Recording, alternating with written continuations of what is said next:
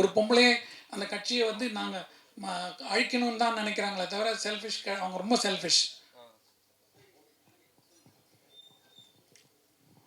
Sir நீங்கள் சொல்கிறீங்க இப்போ இவர் சிவி சண்முகமும் வேலுமணியும் வந்து பார்த்தீங்கன்னா கட்சிக்கு உரிமையாக இல்லை அப்படின்றீங்க. சார் கட்சிக்கு இல்லை இல்லை சார், அவங்க ஒரு குற்றச்சாட்டு ஒன்று வச்சிருக்காங்க ப்ரெஸ் மீட்டில். என்னன்னா எடப்பாடி அவர்கள் தான் வந்து பார்த்தீங்கன்னா டிஎம்கேயோட அண்டர் டீலிங் பண்ணி அந்த எலெக்ஷன் ரிசல்ட் அப்போ வந்து எங்கள்கிட்ட பேசினாரு, அதனால தான் நாங்கள் இந்த எதிர்ப்பு தெரிவிக்கிறோம் அப்படின்னு சொல்லிட்டு ஒரு குற்றச்சாட்டு வச்சிருக்காங்க. இதுக்கு உங்களோட பதில் என்ன? யார் டிஎம்கேயோட அண்டர் டீலிங் வச்சிருக்காங்க? சார் அவர் முதல்ல ஆதரவு கொடுக்க போகிறதுக்கு முன்னாடி, சட்டசபையில் போய் ஆதரவு கொடுக்கறதுக்கு முன்னாடி இந்த மாதிரி பேசியிருந்தா ஏதாவது ஒரு விஷயம் இருக்கான்னு நம்ம நினைக்கலாம். நீ நேராக ஓடி போய் சட்டசபையில் போய் அவருக்கு பொன்னாடை போத்துறதும், அவருக்கு வீட்டுக்கு வந்து அவர் உங்களை பார்க்குறதும் இது பண்ணிகிட்டு இருந்தா, அப்போ வந்து நீ சொல்கிறதெல்லாம் என்ன? அப்போ நீ வந்து உன்னுடைய இதை செல்ஃப் டிஃபெண்ட் பண்ணுற என்ன? அதனால் அவர் முதல்ல அதை சொல்லிவிட்டு அப்புறமா போய் ஆதரவு கொடுத்துருக்கணுமே தவிர, நேராக போய் அவர் வீட்டில் இவர் போகிறாரு, இவங்க சொல்கிற மாதிரி என்னென்னமோ போகுது, அதுக்கப்புறம் இவர் போய் பொன்னாடை போத்துறாரு, அதுக்கு பண்ணுறதுக்கு அவர் சொல்கிறதுல என்ன டிஃபென்ஸ் இருக்குது? அது இல்லாமல் அவங்க சொல்கிறாங்க அவருக்கு பவர் இல்லை, இவருக்கு பவர் இல்லை, பழைய டேட் போட்டு கையெழுத்து போட்டு இவங்க பேசிக்கிட்டு இருக்காங்க. சார் இப்போ இத்தனை பேர் பிரிஞ்சு போனாங்கல்ல, இப்போ ஏடிஎம்கேலேருந்து போனாங்க இல்லையா, அவங்க ஒருத்தரை கூட நீங்கள் பார்த்தோ இல்லை வேறு விதமாகவோ பேசவே இல்லையா? இப்போ நீங்கள் இவ்வளோ விஷயம் பேசுகிறீங்கல்ல, அதை நீங்கள் ஒருத்தரை கூட ட்ரை பண்ணி பார்த்து பேசவோ சொல்லவோ ட்ரை பண்ணலையா? எனக்கு வந்து பழைய முத்துசாமி ஐயா இருக்காங்க, ஜேசிடி பிரபாகரன் சார் இருக்காங்க, அதுக்கப்புறம் ஓபிஎஸ் கிட்டேயே நிறைய தடவை பேசியிருக்கேன் நான். எல்லாருக்கிட்டையும் நம்ம வந்து அரசியல் வந்து அவங்ககிட்ட பேசும்போது அவங்களுடைய நிலைப்பாடை சொல்லுவாங்க. அது நமக்கு ஒத்து வராத போது நம்ம அவங்ககிட்ட போய் அதை வற்புறுத்த முடியாது. அப்போ ஏன் இப்போ அதே விஷயம் தானே இப்போ எங்ககிட்ட நீங்கள் வந்து ப்ரெஸ்ஸில் சொல்லும் போதும் அதே விஷயம் தானே? அதே விஷயந்தான். பட் இப்போ இருக்கிற சுச்சுவேஷன் வந்து ரெட்டையிலேயே முடக்கணுங்கிற லெவலுக்கு அவங்க பிஹேவ் பண்ணிட்டு இருக்கிறது தான் எங்களுக்கு கஷ்டமாக இருக்குது. இது நீங்கள் கட்சியை விட்டு போங்க, நீங்கள் தயவு செஞ்சு நீங்கள் கட்சியை விட்டு போங்க. உங்களால் போய் ஓட்டு கேட்க முடியும், ஜெயிக்க முடியும்னா போங்க. ஏன்னா உங்களோட எம்எல்ஏ போஸ்ட் போயிடுச்சுன்னா நீங்கள் உங்களை யாருமே திரும்பி பார்க்க மாட்டாங்க. நாளைக்கு நீங்கள் தோற்றிங்கன்னா அவங்க ஜெயிச்சுட்டு போகிறாங்க, அவங்க கண்டினியூ பண்ண போகிறாங்க, நீங்கள் வந்து ரோட்டில் விட போடுவீங்க. அந்த மாதிரி நிறைய நடந்திருக்கு. அதனால் அவங்களுடைய தப்பு அவங்களே தான் உணரணும். இது வந்து பொதுப்படையாக அந்த பொதுக்குழு உறுப்பினர்கள், செயற்குழு உறுப்பினர்களை வந்து கன்ஃபியூஸ் ஆகி அங்கேயும் இங்கேயும் போயிடக்கூடாதுங்கிறதுனால ரெட்டையில் பேண்ட் ஆகிடுச்சுன்னா உங்களுக்கு அந்த பொதுக்குழுங்கிறதே மரியாதை இல்லாமல் போயிடும். அதை வந்து கெடுத்துக்காதீங்க. இன்றைக்கி நம்ம ஸ்ட்ராங்காக இருக்கணும். யார் போகிறாங்கன்னு நினைக்கிறாங்களோ அவங்க ரிசைன் பண்ணிவிட்டு போங்க, நீங்கள் வெளியில் போயிடுங்க. உங்களுக்கு ஆதரவு வந்து எனக்கு வந்து ரெட்டையில் நிற்கணும், கட்சி இருக்கணும். இன்றைக்கி யார் பொதுக்குழுவில் பொதுச் செயலாளராக நீங்கள் எல்லாம் சேர்ந்து யார் தங்கமணி இவர் வெளியே போனாங்கன்னா எலெக்ஷனுக்கு முன்னாடி என்ன இருந்தது? யார் வந்து கையெழுத்து போட்டாங்க உனக்கு எம்எல்ஏ சீட்டுக்கு கேண்டிடேட்டாக நிற்கிறதுக்கு? அந்த இது நம்ம அடுத்த ஒரு 6 மாதத்துக்கு நம்ம என்ன நடக்குது, இப்போ ரூலிங் பார்ட்டி என்ன பண்ண போகிறாங்கங்கிறத பார்க்குற வரைக்குமாவது நம்ம ஒத்துமையாக இருக்கணும். உங்களோட கான்டாக்ட் பர்சன் ஒருத்தங்க யாராவது இருக்காங்களாங்க? உங்களுக்குன்னு ஒரு கான்டாக்ட் பர்சன் இருப்பாங்கல்ல, யாருமே இல்லையா? ஒருத்தர் கூட இல்லையா? எனக்கு எல்லாருமே கான்டாக்ட் பர்சன் சார், எல்லா கட்சியிலும் எல்லாருமே இருக்காங்க. நேர்ல பார்த்து ஒரு விஷயத்தை கன்வே பண்ண முடியாத விஷயத்தை இப்போ பிரஸ்ல சொல்லி பொதுப்படையா ஒரு விஷயத்தை சார், இது நான் சொல்றது வந்து நீங்க எதிர்பார்க்குறீங்க. எனக்கு வந்து எல்லாமே எம்ஜிஆருடைய பக்தர்கள்லாம் வந்து கட்சி ஒத்துமையாக இருக்கணும்னு விரும்புகிறாங்க. பொதுக்குழு செயற்குழு உறுப்பினர்கள் வந்து யாரை பொதுச் செயலாளராக இப்போ தேர்ந்தெடுத்திருக்காங்களோ அவங்களுக்கு கூட இருக்கணும். இல்லைன்னா நம்ம கட்சி இன்னுமே once and for all finish வரத்துக்கு சான்ஸே கிடையாது. இதை வந்து அவங்க தப்பு பண்ணாங்கன்னா நீங்கள் முடிஞ்சு போச்சு. அப்போ நீங்கள் போகிறது வந்து ஏதோ அந்த 5 நிமிஷம் உங்களுக்கு கிடைக்கிற சுகத்துக்காக போகிறீங்கிற மாதிரி தான். அதுக்கப்புறம் பின்னாடி லைஃப் லாங் அந்த ஏடிஎம்கேங்கிறதே உங்களால் தான் டிஸ்ட்ராய் ஆகிடுச்சுங்கிறத சாபம் வரமும். அது பண்ணாதீங்க, வேண்டாம். இத்தனை வருஷம் இல்லாமல் இப்போ திடீர்னு நீங்கள் இது மாதிரி வந்து சார் இன்றைக்கி தான் தேர்தல் முடிஞ்சது, இப்போ தான் அந்த பிரச்சனை வருது. பிரச்சனை வரும்போது தான் நாங்கள் பேச முடியும். வணக்கம் சார். இப்போ அந்த வாக்கெடுப்பில் வாக்கு எண்ணிக்கை நடந்துகிட்டு இருந்த நேரத்தில் இப்போ தாவேக்கு கொஞ்சம் கூடுதல் இடம் வர்ற நேரத்தில் முதலாக சொன்ன டிவியில் வந்து ஒருவேளை வந்து அதிமுக சார்பில் எடப்பாடியும் பாமகவும் அதிமுக கூட்டணி ஆட்சி அமைச்சு திமுக வந்து வெளியிலேருந்து ஆதரவு தருவதுக்கு கூட ஒரு வாய்ப்பு வரலாம்னு அதுக்கப்புறம் சில தொலைக்காட்சிகளும் இதை சொன்னேன். ஆனால் அதற்கான முயற்சிகள்லாம் நடந்ததாக ஒரு பேச்சு இப்போ இருக்குது. சிவி சண்முகம் கூட சொல்லியிருக்கிறாரு. அப்படி நடந்திருந்தால் நீங்கள் ஆதரிச்சிருப்பீங்களா? திமுக ஆதரவோடு அதிமுக அரசு அமைகிற மாதிரியானது நடந்திருந்தால் நீங்கள் அதை ஆதரிச்சிருப்பீங்களா? அதிமுகங்கிறது வந்து நான் சின்ன வயசுலேருந்தே வந்து எங்களுக்கு கருணாநிதி அப்படிங்கிற ஒரு பிம்பம் வந்து பிடிக்கவே பிடிக்காது.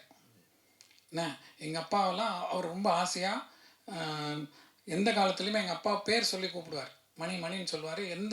அவர் ஜானகம்மா இறந்ததுக்கப்புறம் அவர் முதலமைச்சர் ஆகும்போது எங்கள் அப்பாவை எல்லா ஃபங்க்ஷனுக்கும் கூப்பிடுவார். எங்கள் அப்பா மேலே பாசமாக இருப்பார். எல்லாமே இருக்கும். இருந்தால் கூட நான் வந்து எங்களுக்கு சின்ன வயசுலேருந்தே எங்களுக்கு ஒரு இது என்னென்னா இதுதான் அப்படிங்கிற மனசில் இருப்போம். கண்டிப்பாக வந்து அவங்கக்கிட்ட எல்லாருக்கிட்டையும் எனக்கு ஃப்ரெண்ட்ஷிப் இருக்குது. எல்லாருமே என்கிட்ட ஆசையாக பேசுவாங்க. நானும் எல்லாருக்கிட்டையும் பேசுவேன். பட் ஆனால் கடைசியில் போய் நிற்கிறது வந்து ரெட்டை இலைக்கு தான். இப்போ எம்ஜிஆர் இருந்தப்ப இருந்த அதிமுக இப்போ இல்லை, கருணாநிதி இருந்தப்ப இருந்த திமுக இப்போ இல்லை, அடுத்தடுத்த மனிதர்கள் வந்துட்டாங்க, சின்னம் கட்சி இதெல்லாம் தனிதன. அப்போ இன்னும் அந்த மாதிரியான ஒரு முரண்பாடு இல்லை ஒரு பகை உணர்வு தேவையா? பகை உணர்வு தேவையாங்கிறது வந்து இந்த 5 வருஷம் அவங்க திமுக ஆட்சி நடந்திருக்கு. அப்போது வந்து ஏடிஎம்கேங்கிறது வந்து ஒரு எதிர்கட்சியாக செயல்பட்டிருக்காங்க. என்ன அதனால் ஒவ்வொருத்தரும் அந்த பழைய 72 கட்சியில் இருக்கிறவங்கலாம் எவ்வளோ கஷ்டப்பட்டாங்கங்கிறது எங்களுக்கு கண்கூட நானே பார்த்துருக்கேன். அதனால் எங்களோட மைண்ட் செட் வந்து எப்பவுமே வந்து உங்களுக்கு நல்லா தெரியும். சுலோச்சனா சம்பத் அம்மா வந்து நாங்கள்லாம் ஜானகம்மா கூட டெய்லி ஒரு நாள் விட்டு ஒரு நாள் வந்து எம்ஜிஆர் இறந்ததுக்கப்புறம் அவங்க வந்து அவங்க கூட வந்து வீட்டில் பாய் போட்டு கீழே படுத்திருப்பாங்க. நாங்கள் என்ன இவ்வளோ பெரிய ஆள். அவங்க தான் வந்து அவங்க வீட்டுக்காரர் தான் வந்து டிஎம்கேக்கு வந்து முதல்ல இதாக வர வேண்டியவர். அவங்களே வந்து எங்கள் கூட குழந்தைங்கள ஒருத்தராக வந்து விளையாடிக்கிட்டு வந்து படுத்திருப்பாங்க. அவங்க வந்து அதிமுகவில் இருக்கும்போது அவங்க பையன் இளங்கோவுடைய கல்யாணத்துக்கு இவங்க போகல. அப்போ வந்து அந்த ஆளுமைக்கு கட்டுப்பட்டு அவங்க இருந்தாங்க. அதே மாதிரி உங்களுக்கு இவர் தெரியும், ஸ்ரீவில்லிபுத்தூர் தாமரக்கனி, அவருடைய இறப்புக்கு அவருடைய பையன் போகல. அவர் மந்திரியாக இருந்தார். தமிழ்ச்செல்வனோ என்னமோ ஒரு பேர், இன்பத்தமிழ்ச்செல்வன். பையங்க தம்பிதுரை வந்து தன்னுடைய மகள் திருமணத்துக்கு போலேன்னா சம்பந்தி மாற்று கட்சியை சேர்ந்தவர் அப்படிங்கிறதுனால இதேதான். ஆனா இதெல்லாம் வந்து ஒரு நாகரிகமான விஷயம் நினைக்கிறீங்களா? இல்லை, எம்ஜிஆர் இருக்கும்போதே அது நடந்ததுங்க. எம்ஜிஆர் இருக்கும்போது கே வந்து ஒரு இதில் போய் கல்யாணம் பண்ணியிருக்காங்க. அவங்க சொந்தத்தில் ஏதோ கல்யாணம் பண்ணிவிட்டு அந்த கல்யாணத்துக்கு கூப்பிட்றாரு. எம்ஜிஆருக்கு அப்போ உடல்நிலை சரியில்லாத நேரம். எம்ஜிஆர் வந்து அன்றைக்கி உடம்பு சரியில்லை, வரமாட்டாருங்கிற மாதிரி சொல்லிவிட்டு அவர் பாம்குரோ வழியாகவே, அவர் ராமாவரத்துலேருந்து கிளம்பி மவுண்ட் ரோடு வழியாக போகலாம், பாம்குரோ வழியாகவே போய் உட்லண்ட்ஸில் போய் இவங்க கல்யாணத்தில் அட்டன் பண்ணாங்க. நளினி அவங்க கல்யாணத்துக்கு அட்டன் பண்ணார். அதனால் வந்து அது அந்த தலைமையோடைய அவங்க இஷ்டம். அது நம்ம ஒன்றும் சொல்ல முடியாது.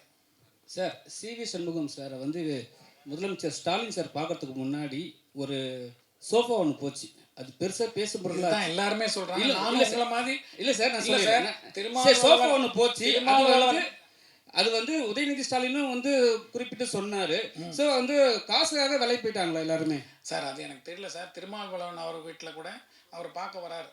வரும்போது மழை கொட்டுது. அந்த அவசரத்தில் கூட சோஃபா உள்ளே போயிட்டு இருந்தது. அதெல்லாம் நாங்கள்லாம் பார்த்து சிரித்தோம். நாங்கள் உங்களை மாதிரி நாங்களும் பப்ளிக்கில் பார்த்து கமெண்ட் அடிக்கலாமே தவிர எல்லார் வீட்டுக்கும் சோஃபா போகிறது நாங்களும் பார்த்தோம், நாங்களும் சிரித்தோம். அது வந்து என்ன ஒரிஜினல் போச்சா டூப்ளிகேட் போய் இன்றைக்கி டிவியில் பார்த்துட்டு இருக்கும்போது திருமாவளவன் ஐயா சொல்கிறாங்க, நான் முன்னாடியே ஆர்டர் பண்ணேன், அது அந்த நேரத்தில் உள்ளே வந்தது. நீங்கள் டிவி பார்க்கலாம், அதுதான் சொன்னாங்க. அதனால் இது வந்து நான் உங்களை மாதிரி ஊடகம் மூலமாக பார்க்குறது தான். சார், இப்போ வந்து எடப்பாடியார் வந்து எல்லாத்துக்கும் அட்ஜஸ்ட் பண்ணி போகிற ஆள், சரிங்களா? யார் என்ன சொன்னாலும் கேட்டுக்கிற ஆள். ஆனால் வந்து ஆளுமை ஜாஸ்தி, சரிங்களா? இது மாதிரி ஒரு விஷயத்தில் வந்து வரும்போது அவரை வந்து இவ்வளோ நெருக்கடி கொடுத்து சரியா தவறா? கண்டிப்பாக தவறுங்க. எல்லாருமே நாங்கள் ஏடிஎம்கேங்கிறது ஒரு சாலிடான பார்ட்டி. அதுக்கு ஒரு லீடர்னு ஒருத்தர் செலக்ட் பண்ணியாச்சு. அது வந்து நம்ம இப்போ இந்த இக்கட்டான நிலைமையில் நம்ம ஸ்ட்ராங்காக நின்னா தான் அந்த பார்ட்டிக்கு வந்து ஒரு எல்லாருமே உங்களுக்கு நல்லா தெரியும், ஒரு மாற்று வேணும்னா ஏடிஎம்கே தான். அந்த மாற்றுக்கு ஒரு தலைமை இருந்துக்கிட்டு இருக்கும்போது அது ஒரு சப்போர்ட் பண்ணி போகணும். எல்லாருமே கண்டினியூஸாக எடப்பாடியே வந்து இன்னொரு 50 வருஷம் இருப்பாரோ இல்லை அவர் உயிரோடு இருப்பாரோங்கிறது கூட தெரியாது. அவருக்கும் உடம்பு வயசாகிடுச்சு, எல்லாம் நடந்துட்டுருக்கு. அதனால் அடுத்த தலைமை வரும். அதுபோல் அதுக்கேற்ற மாதிரி நம்ம பிளெண்டாகி போவோம். இன்றைக்கி இந்த சுச்சுவேஷனில் கொலாப்ஸ் பண்ணுறதுல நல்லா இல்லைங்கிறதுனால தான் நாங்கள் வரோம். சார், இப்போ வந்து டிவிகேக்கு சப்போர்ட் பண்ணாங்க சிவி சண்முகம், சரிங்களா? இன்னும் 5 வருட காலத்துக்கு பிறகு அதிமுக ஒரு கட்சி இருக்குமா இருக்காதா? ஏன்னா இப்போ வந்து இவங்க டோட்டலாக பிரிஞ்சு போயிட்டாங்கன்னா அடுத்த வந்து சார் அவங்களே ஜெயிக்க மாட்டாங்க சார், அவங்களே காணாமல் போயிடுவாங்க. சிவி சண்முகம்ங்கிறது அவருடைய உண்மை கலர். அவர் எம்பி போஸ்ட்டை ரிசைன் பண்ணுறாரு, எம்எல்ஏ இது பண்ணுறாரு, அவரே காணாமல் போயிடுவார். எங்களை மாதிரி எம்ஜிஆர் இது சோத்தை தின்னவங்க, இல்லைன்னா எம்ஜிஆர் மேலே பாசமாக இருக்கிறவங்க, எம்ஜிஆர் மன்றத்தில் இருக்கிறவங்க, அப்புறம் அந்த குடும்பத்தில் இருக்கிறவங்க இருக்காங்களே. இப்போ நானே என் வீட்டில் நான் வந்து என் பையன்கிட்ட இந்த எலெக்ஷனில் இப்படி இருக்கேடா பக்கத்தில், நான் வந்து தேர்தலுக்காக வெயிட் பண்ணி தேர்தலில் ஓட்டு போட்டுட்டு அன்றைக்கி சாயங்காலம் நான் ஒரு முக்கியமான இதுக்காக நான் லண்டன் கிளம்புறேன். நான் போகும்போது என் பக்கத்து சீட்டில் பாம்பேலேருந்து 2 பசங்க, ஒரு யங்ஸ்டர்ஸ், பெரம்பூர் தொகுதியில் சேர்ந்த ஒரு பொண்ணு ஒரு பையன், வேறு ஏதோ ஒரு 2 பேர் வேறு வேறு ஆளுங்க. அதே மாதிரி இன்னொருத்தர் அந்த பக்கம் ஒரு முஸ்லீம் ஃபேமிலி உட்காந்துருக்காங்க. இவங்ககிட்ட சும்மா ஜாஸ்தியாக பேசும்போது அவங்க சொன்னாங்க, எங்கள் அப்பா வந்து, இந்த பொண்ணு சொல்கிறான், ஏரோஸ்டஸ்ஸு லீவ் போட்டு வந்திருக்கா, அவன் சொல்கிறான், எங்கள் அப்பா வந்து திமுக, பரம்பரை திமுக, ஆனால் நான் வந்து இவருக்கு ஓட்டு போடுறேங்கிற மாதிரி வரேன். அதே மாதிரி அந்த இவர்கிட்ட கேட்குறேன், இஸ்லாமிய சகோதரர் அவர் ஒய்ஃபோடு போகிறாங்க, அப்போ கேட்குறேன், இல்லை திமுக தான் வரணுங்கிற மாதிரி பேசுகிறாங்க. அதனால் கருத்துக்கள் வந்து அந்த மாதிரி நிறைய இருக்கும். ஒரு தகவலுக்காக சொல்கிறேன், ஜெயலலிதா உயிரோடு இருந்த வரைக்கும் குடியரசுத் தலைவர் மாளிகையில் போய் அவரை சந்திக்க போனாலும் இவருக்கான ஒரு சோபா அங்கே முன்னாடி அங்கே போகும். அப்படி நடந்தது, ஒரு தகவலுக்காக சொல்கிறேன். அப்போ நீங்கள் வந்து சிம்பிளாக இல்லை. இப்போ வர சீஃப் மினிஸ்டர் வந்து சிம்பிளாக இருக்க மாட்டார். ஒரு ஃப்ளோர் பூரா அவர் போனால் புக் பண்ண போகிறாரு, நம்ம நாட்டு பைசாவை பூரா காலி பண்ண போகிறாரு. அப்படி தானே சொல்ல வரீங்க சார்? அதான் நானும் அந்த தகவல் சொல்கிறேன். அப்போ சிம்பிளான மாற்றம் கிடையாது. இது வந்து 50 வண்டி போகும், சோஃபா போகும், அப்புறம் நம்ம நம்பிக்கை போட்டவங்களுக்கெல்லாம் நாமம் சாத்திட்டு போவாங்க. சார், இப்போ நீங்கள் சொன்னீங்க சிவி சண்முகம் வேலுமணி இவங்களாம் வெளியில் வந்துட்டாங்க அப்படின்னா கண்டிப்பாக அவங்களுக்கு வேல்யூ இருக்காது அப்படின்னீங்க. இதுவே வந்து போன ஆட்சியில் வந்து பார்த்தீங்கன்னா ஓபிஎஸ் அவர்கள் அதிமுக சார்ந்து ஒரு விஷயம் பதிவிடும் போது எடப்பாடி அவர்கள்லேருந்து எல்லாருமே குரல் கொடுத்தாங்க. அதிமுக சார்ந்து எந்த ஒரு கருத்தும் நீங்கள் பதிவிடக்கூடாது அப்படின்னு சொல்லிட்டு அவங்களுக்கு அகெயின்ஸ்டாக குரல் கொடுத்தாங்க. ஆனால் இன்னைக்கு சட்டசபையில் எடப்பாடி அவர்கள் வந்து பார்த்தீங்கன்னா தாவேக்காவுக்கு வந்து ஆதரவு தெரிவிக்கல. அதே வந்து பார்த்தீங்கன்னா சிவி சண்முகம் வேலுமணி இவங்கெல்லாம் வந்து பார்த்தீங்கன்னா அதே சட்டசபையில் உள்ளே இருந்துக்கிட்டு ஆதரவு தெரிவித்து ஒரு கும்பல் நிற்கிறாங்க. ஆனால் இந்த இடத்துல எந்த ஒரு குரலும் கொடுக்கல எடப்பாடி அவர்கள். அப்போ சிவி சண்முகம் வேலுமணி இவங்களோட செயல்பாடுக்கு பயந்துட்டாரா எடப்பாடி அவர்கள்? சபநாகரிகம்னு ஒன்று இருக்குது சார். உங்கள் கட்சி ஆளே திடீர்னு பிஹேவ் பண்ணும்போது அவருக்கு வந்து எக்ஸ்பீரியன்ஸ் இருக்கிறனால அவர் காமாக இருக்காரே தவிர, சிவி சண்முகம் நீங்களே பார்த்துருப்பீங்க டிவியில் பிஹேவ் பண்ணுறதும், விஜயபாஸ்கர் ஓடுறதும். அப்போது அந்த சீப் பிஹேவியர் பண்ணும்போது இவரும் அதுக்கு ஈக்குவலாக போய் பண்ணால், அப்போ நீங்கள் வந்து ஒரு சீஃப் மினிஸ்டராக பார்த்தவருடைய டெக்காரமை வந்து கெடுக்கிற மாதிரி ஆகிடும். அவர் வந்து முதல்ல ஒரு எம்எல்ஏவாக இருந்தால் அது வேறு பிஹேவியர், தலைவராக வரும்போது ஒரு சீஃப் மினிஸ்டர் இருக்கும்போது பிஹேவியர். அதனால அவர் டீசெண்டாக பிஹேவ் பண்ணார், இவர் இன்டீசெண்டாக பிஹேவ் பண்ணியிருக்காரு. இல்லை சார், கடந்த ஆட்சியில் வந்து பார்த்தீங்கன்னா ஓபிஎஸ் இருக்கும்போதே வந்து பார்த்தீங்கன்னா எடப்பாடி அவர்கள் அதே சட்டசபையில் தான் அந்த வார்த்தையும் பதிவிட்டார். ஓகே, ஸோ அப்படி இருக்கும்போது இப்போ ஏன் அந்த நாகரிகம் தெரிஞ்சிருக்கு அவருக்கு? சார், ஓபிஎஸ்ங்கிறவர் வந்து அவருக்கு முன்னாடி சிஎம்மாக இருந்திருக்காரு. என்ன அவர் வந்து செஞ்ச விஷயங்கள் வந்து ஒரு பொதுக்குழு இது பண்ணியாச்சு, அவர் சிஎம் ஆகிட்டார். அதுக்கப்புறம் நீங்கள் கட்சியை கெடுக்கிறதுக்குனே நீங்கள் பண்ணும்போது அந்த ஒரு இது சொல்கிறாரே தவிர, இன்றைக்கி இருக்கிற சுச்சுவேஷனில் உங்களுக்கு சிவி சண்முகமோட பிஹேவியரை பற்றி தெரியும். அவருடைய நடவடிக்கைகள்லாம் தெரிஞ்சுட்டு அவருக்கு ஈக்குவலாக அவருக்கு வந்து இறங்கி பேச முடியாது. சார் வணக்கம் சார். சொல்லுங்கள். மாண்புமிகு எம்ஜிஆர் அவர்களால் துவக்கப்பட்ட அதிமுக, ஜெயலலிதா அவர்களால் கட்டி காக்கப்பட்ட அதிமுக, இன்னைக்கு சல்லியாக உடைச்ச சசிகலா அவர்களே என்ன சொல்லியிருக்காங்கன்னா, எல்லாரும் ஒன்றா சேர்ந்து மீண்டும் அதிமுக ஒருங்கிணைச்சு கொண்டுட்டு வரணும் அப்படின்னு சொல்லியிருக்கிறாங்க.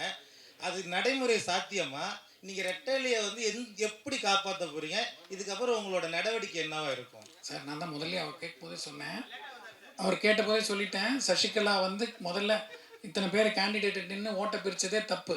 அப்போனா உங்களுக்கு விஜயகாந்த் பொண்டாட்டிக்கும் சசிகலாவுக்கு என்ன டிஃப்ரென்ஸு?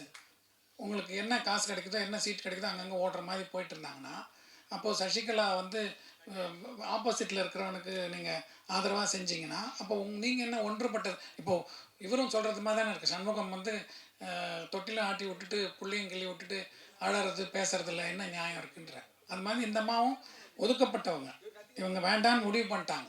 என்ன ஆனானப்பட்ட தினகரனே அவ்வளோ இது இருந்த போது அவர் இப்போ கூட இருக்கார். என்ன சந்தர்ப்ப சூழ்நிலையில் போயிட்டாங்க, அவர் அண்டர்ஸ்டாண்ட் பண்ணிக்கிட்டார், அட்ஜஸ்ட் பண்ணி தானே போனாங்க. அதனால ஓரளவுக்கு ஒரு ஸ்ட்ரென்த் கிடச்சதில்ல. அது அந்த அம்மா வந்து பேசாமல் இருந்திருந்தா ஜெயிச்சிருக்கலாமே. அப்புறம் நீங்கள் பேசுனீங்கன்னா அது ஒரு வேலிட் பாயிண்ட்டாக இருக்கும். நீங்கள் எல்லா தப்பும் பண்ணிவிட்டு இப்போது சுச்சுவேஷனில் போய் நான் ரொம்ப பெரிய இது பேசுகிறேங்கிற மாதிரி பேசுனா அது நல்லா இல்லை. Thank you so much.